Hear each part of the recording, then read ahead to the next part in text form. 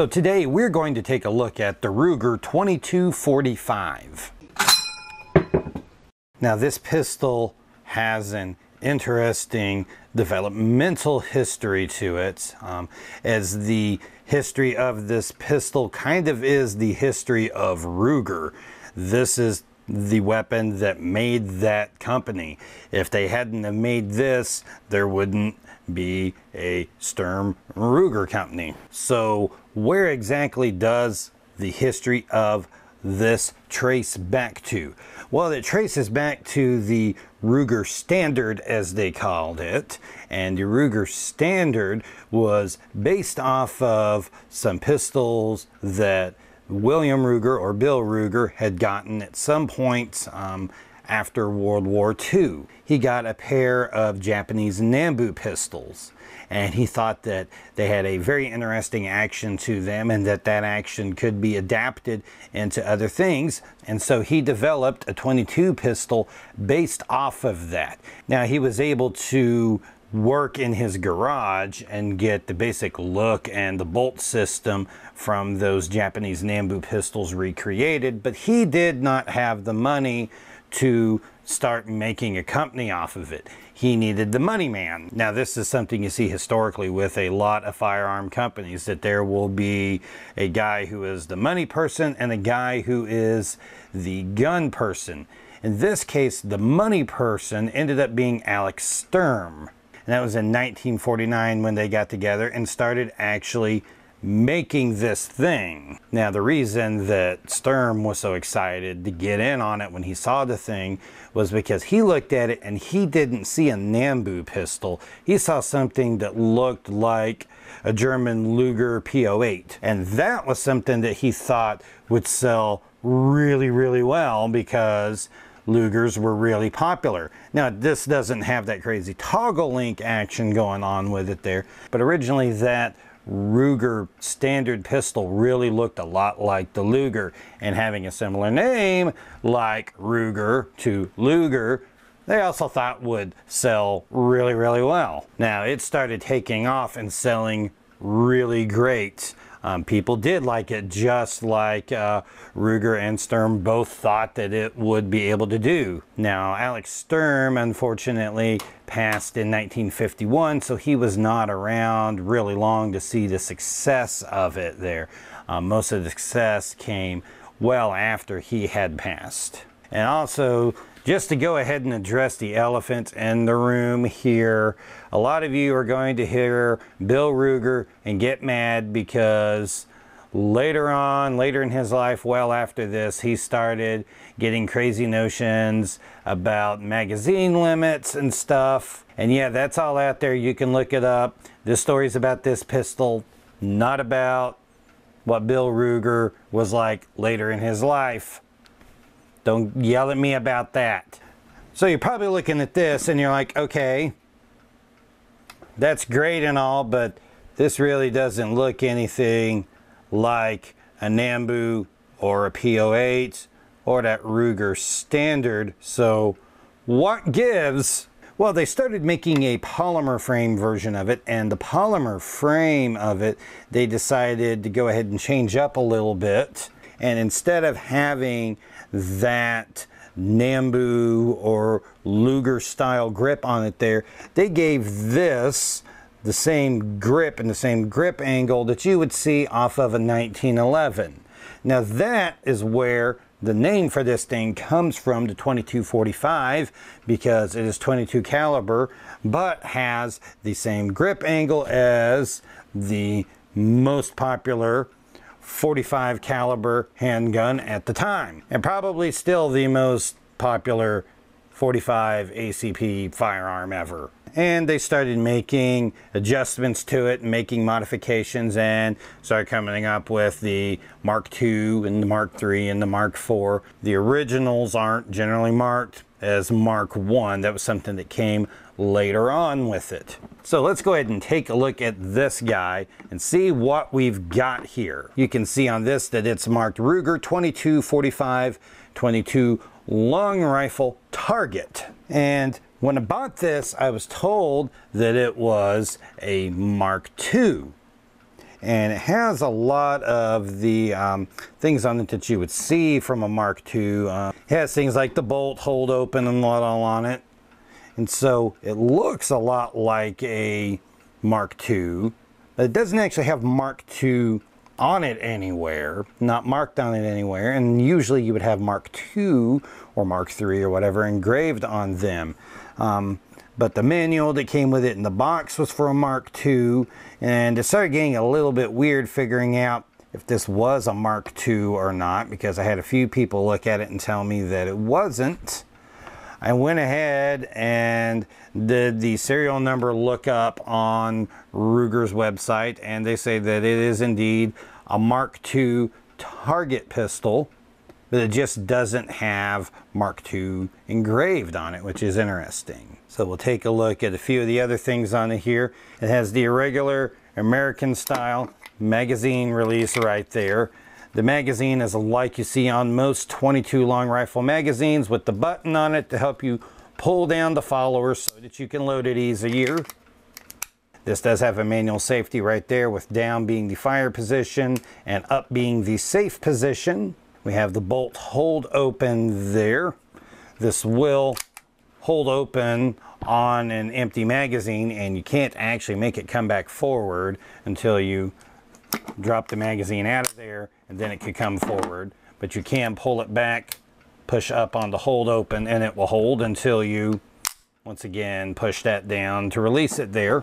This target version comes with very nice adjustable sights on the back. You can bring them down and up really easy, and left and right easy. They're pretty easy to see on it there. This one has had a true glow sight put on the front of it, although it does still have the original one in there for it. And these true glows, these things are just real easy to pick up. So the sights on this are just really simple and easy and great to work with.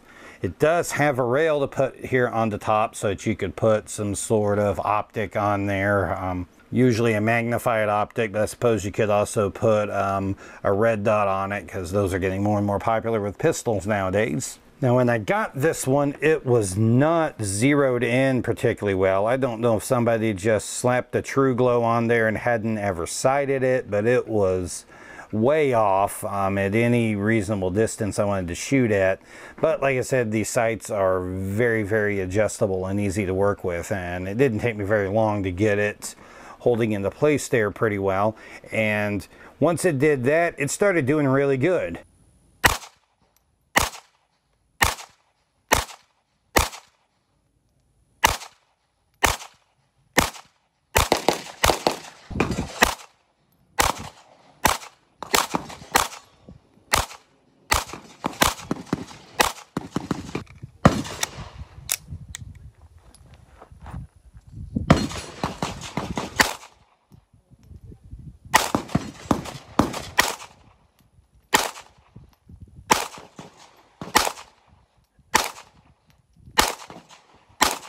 Well, at least good enough for me. I'm just not a very good pistol shot, unfortunately. It also seemed to like all the different ammo that I fed through it. I fed it a bunch of CCI and a bunch of Federal, and they've got a reputation for being pretty good in that regard, so that definitely is a nice thing. Okay, so we're gonna get into disassembly on this, and it's got a quirky disassembly. In addition to have a quirky disassembly, the reassembly is like a real pain in the butt. Yeah, you got to make sure you do everything in just the right order on it, or you're gonna have quite a bad time. Okay, to start off taking it apart, we need to drop the magazine out and check that we are in fact empty in there, because the first step of taking this thing apart is dry firing it. Now, once you've safely done all that there, you got this whole crazy thing on the back. You're gonna have to stick your finger right there, pop that down. This will start to pull out a little bit right there. You can then lift that up. This will pull down, and you'll see this bit right here. This bit right here will come out. Just like that. Then you're gonna be able to slide the bolt out like so. Okay, while we got the bolt out here, let's talk about some things with this bolt. there is a little tiny pin right here on the bolt. If that pin pops out of there, there are tiny little parts that can come out falling around out of this thing. So don't just wave this around willy-nilly. That can fall out on you. I had it fall out on me, and as soon as I took this piece out here, stuff that I wasn't expecting to fall out yet fell out of there, and I ended up losing a little tiny piece and had to get on the Nimerick and find a new one. So be careful and don't lose stuff. Now before we do rest of that there, we're going to remove the frame from the receiver barrel there. So we're going to need to remove this off of it here. Pretty much like that. Just a good whack from a screwdriver on it there. Something that won't hurt it. Now that's all off. If you've got other parts you could take out of there, the extractor and what all, but we don't need to get into that. You also don't really need to get into here to take any of that apart. That's all going to be fine as it is. Okay, now we're going to get to this guy. Okay, well first this piece right here comes off pretty easy. Just got to get something there to push that back, and that'll come off. It'll come right out of here.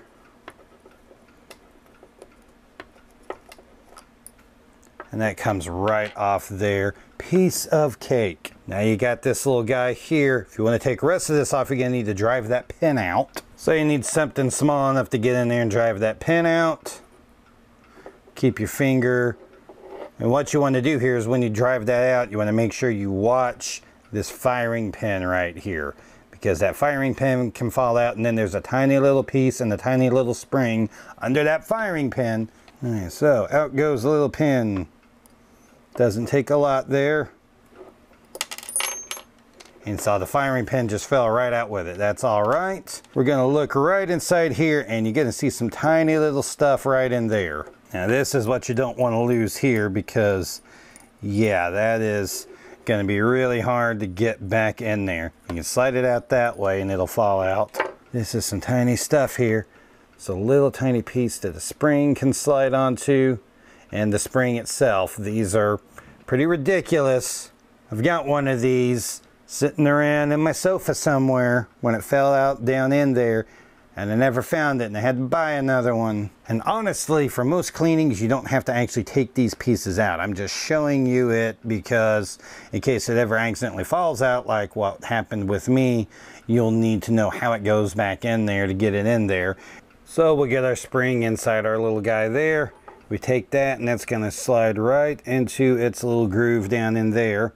We'll take something and push that in so we can tell when that's in there.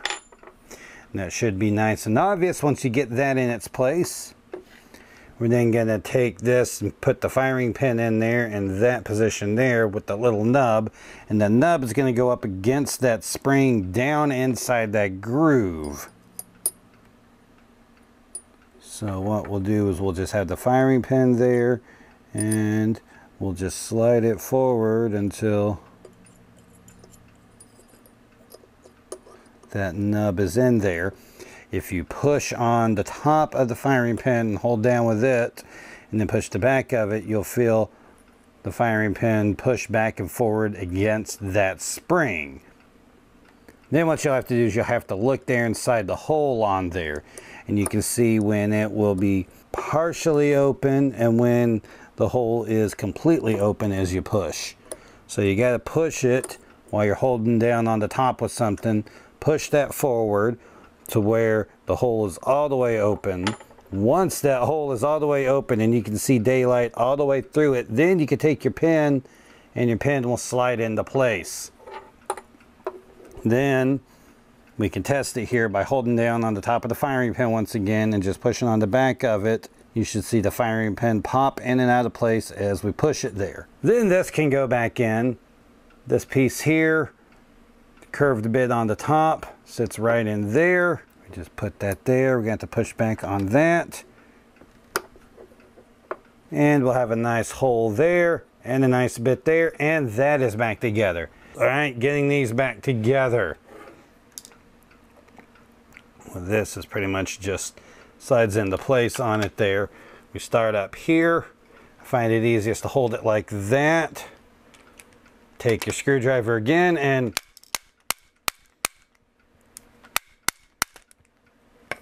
until it's all the way back in there. And you can tell when it's there, it'll look right. Okay, getting the bolt and this weird contraption back in, you've got to have the hammer in the right position.